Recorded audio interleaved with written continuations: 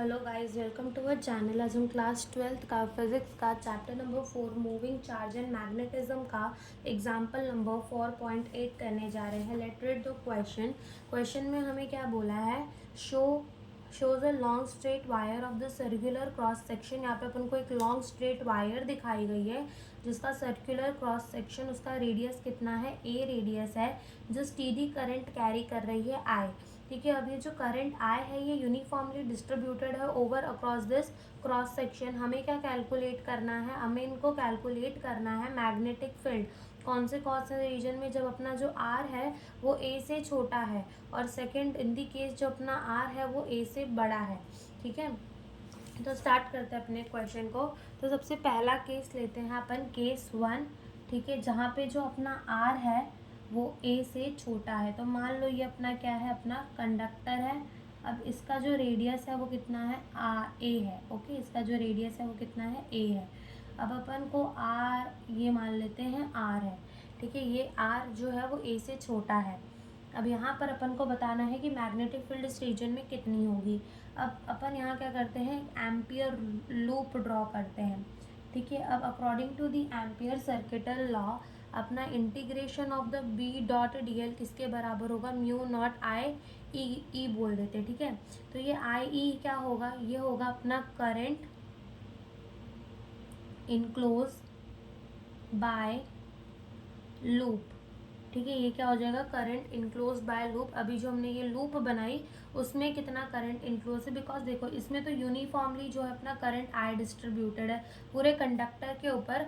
और यहाँ अपन को आई कौन सा लेना पड़ता है, करंट जितना लूप के अंदर इनक्लोज हो, तो अपन ने इसको बोल दिया आई ई ना। यहाँ से बी तो अपना कॉन्स्टेंट है। ठीक है, तो integration of D L is equals to कितना हो जाएगा, म्यू नॉट आई ई हो जाएगा।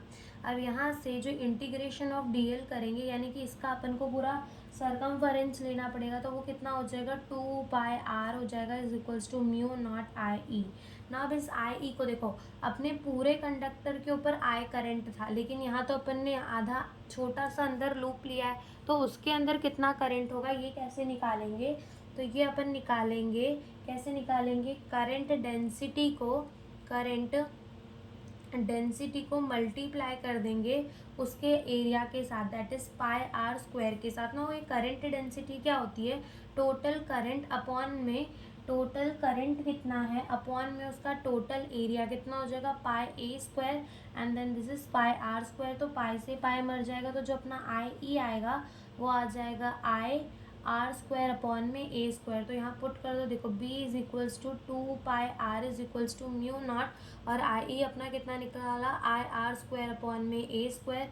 यहाँ एक आर से एक आर कट जाएगा, तो जो अपना b आएगा वो कितना आएगा, mu not I R upon में 2 पाई ए स्क्वायर। तो ये क्या आ जाएगा, अपना मैग्नेटिक फील्ड आ जाएगा, यानी कि जो B है it is directly proportional to the R। जो B है वो डायरेक्टली प्रोपोर्शनल है किसके, R के। कब प्रोपोर्शनल है, जब अपना जो R है वो छोटा है A से, तब प्रोपोर्शनल है।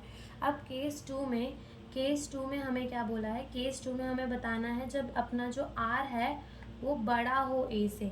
मान लो ये अगेन अपना कंडक्टर है। ठीक है, यहाँ पर इसका रेडियस कितना है, ए रेडियस है।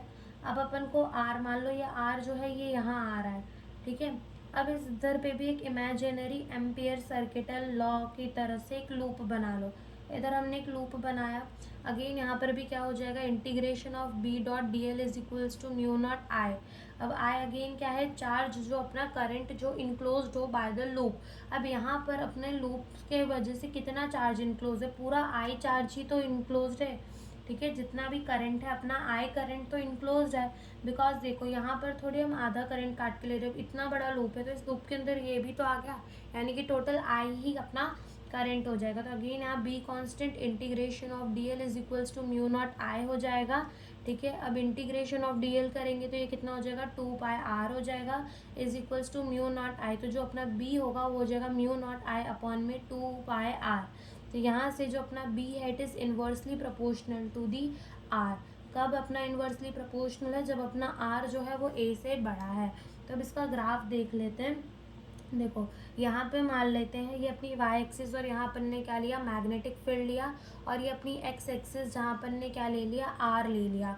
ठीक है। और मान लो यहाँ कहीं बीच में जो अपना ए है रेडियस मेन वाला आ रहा है, ठीक है। तो जब अपना ये जो आर है वो ए से कम है, ठीक है, आर जो है वो ए से कम है, तो यहाँ तक यानी कि देखो यहाँ तक जो अपनी ग्राफ है वो कैसी जाएगी, सीधी जाएगी, बिकॉज जो बी है it is directly proportional to the are.